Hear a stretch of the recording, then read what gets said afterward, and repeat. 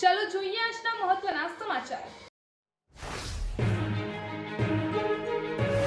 મહેસાણા મહાનગરપાલિકા બન્યા બાદ દેલા ગામ સહિત અન્ય કેટલાક ગામોને મનપામાં સમાવેશ કરવામાં આવતા પાછલા 7 માસથી વિરોધ ચાલી રહ્યો છે।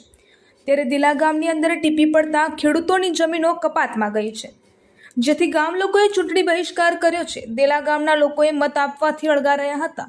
ગામના 1700 મતદારો હોવાનું સામે આવ્યું છે। દેલા ગામના પૂર્વ સરપંચ કિરણ ચૌધરીએ જણાવ્યું કે અમારા ગામને મહાનગરપાલિકાની અંદર જોડવાનું નહોતું।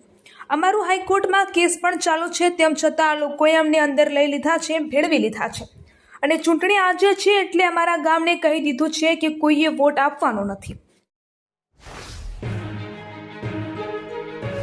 સ્થાનિક સ્વરાજ્યની ચૂંટણીના એક દિવસ પહેલા 25 એપ્રિલે મહેસાણા મનપામાં વોર્ડ નંબર 4માં રાજકીય વિવાદ લોહિયાળ બન્યો હતો। તાવડિયા રોડ પર ભાજપ અને કોંગ્રેસના સમર્થકો વચ્ચે રાત્રે 12:40 અથડામણ થઈ હતી। ભાજપના ઉમેદવાર મહેન્દ્ર ચૌધરીના ભાણા મિતેન ચૌધરી પર કોંગ્રેસના ઉમેદવારના પતિ સહિત 4 શખ્સોએ છરી, લાકડી અને પાઇપો વડે જીવલેણ હુમલો કર્યો હતો। ગુજરાતમાં કાળઝાળ ગરમીનું મોજું ફરી વળ્યું છે। હવામાન વિભાગની આગાહી મુજબ આગામી 48 કલાક દરમિયાન રાજ્યના તાપમાનમાં 2 થી 3 ડિગ્રીનો વધારો થવાની પ્રબળ શક્યતા છે।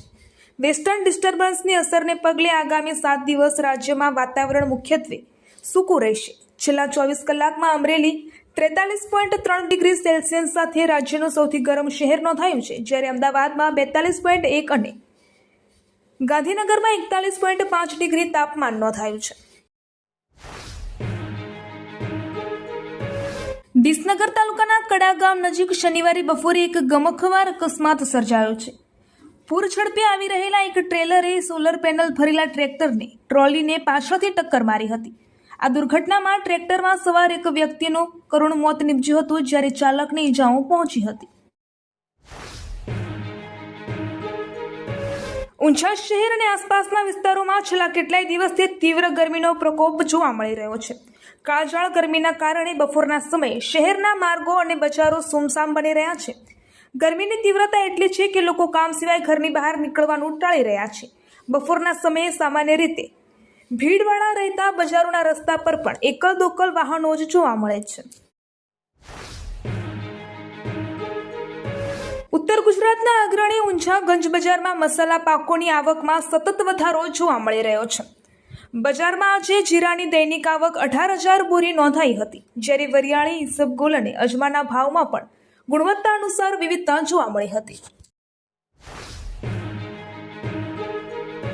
મહેસાણા વિસનગર રોડ પર આવેલી મર્ચન્ટ નર્સિંગ કોલેજની હોસ્ટેલમાં એક વિદ્યાર્થીનીએ ગળે ફાંસો ખાઈને આપઘાત કરી લીધો હતો। આ ઘટનાને પગલે અખિલ ભારતીય વિદ્યાર્થી પરિષદ મેદાને આવી છે અને ન્યાય તેમજ યોગ્ય તપાસની માંગ કરી છે। મૃતક વિદ્યાર્થીનીની ઓળખ નવસારી જિલ્લાના ચીખલી તાલુકાના રૂપાલા ગામની અસ્મિતા પટેલ તરીકે થઈ છે।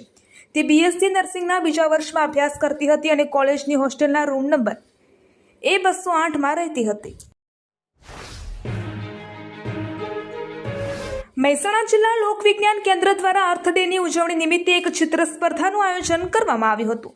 આ સ્પર્ધામાં ઊંઝાની શ્રી જીમ કન્યા વિદ્યાલયની ધોરણ 9ની વિદ્યાર્થીની કપિલા ચૌહાણે તૃતીય સ્થાન પ્રાપ્ત કર્યું હતું। આ સિદ્ધિ બદલ કપિલા ચૌહાણને ₹500નો રોકડ પુરસ્કાર અને સર્ટિફિકેટ એનાયત કરવામાં આવ્યા હતા। ખેરાલુ શહેરમાં ગૌવંશ પર હત્યાના બનાવોમાં વધારો જોવા મળી રહ્યો છે। તાજેતરમાં ખોખરવાડા સંઘ પાસે એક નંદી ઈજાગ્રસ્ત હાલતમાં મળી આવ્યો હતો। જીવદયા પ્રેમીઓએ તેની સારવાર કરી હતી અને પ્રાથમિક તપાસમાં કોઈએ હુમલો કર્યાની આશંકા વ્યક્ત કરાઈ છે। ગઈકાલે રાત્રે જીવદયા પ્રેમી ગ્રુપના આકાશભાઈ રાવળ અને ચિરાગભાઈ ડબગરને એક કોલ મળ્યો હતો કે ખોખરવાડા સંઘ પાસે એક નંદીને પગે ઈજા થઈ છે। ગ્રુપના સભ્યો તાત્કાલિક ઘટના સ્થળે પહોંચ્યા હતા અને નંદીની સારવાર શરૂ કરાઈ હતી। સારવાર બાદ નંદીને મુક્ત કરવામાં આવ્યો હતો।